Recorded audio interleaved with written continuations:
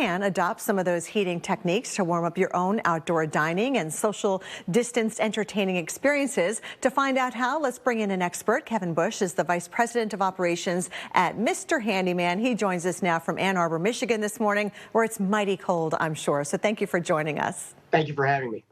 So when it comes to adding permanent heating elements to an outdoor entertaining space, there are a lot of options out there, both in terms of style and heating source. What considerations should a homeowner have in mind when trying to choose?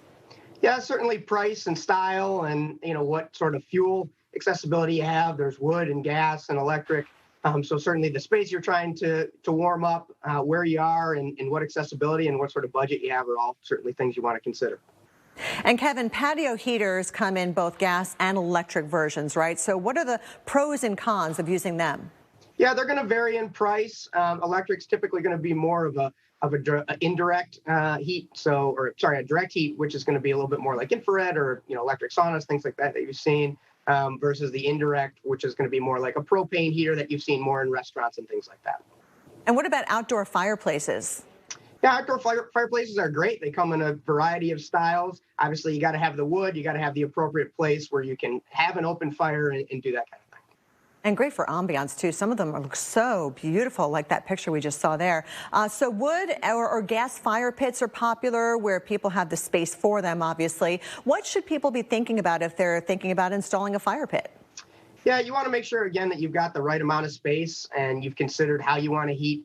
Is it a temporary? Is it more of a permanent installation? And obviously in a place like Michigan, we get a long time throughout the year where we can use those type of things. And certainly you can even use them in the summer.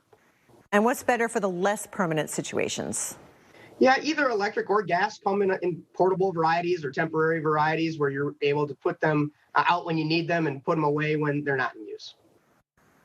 And what about safety issues? I mean, they get pretty hot, right? So for people building heating elements as a do-it-yourself type project, and then when operating the features after they've been installed, you really have to have space around them, right?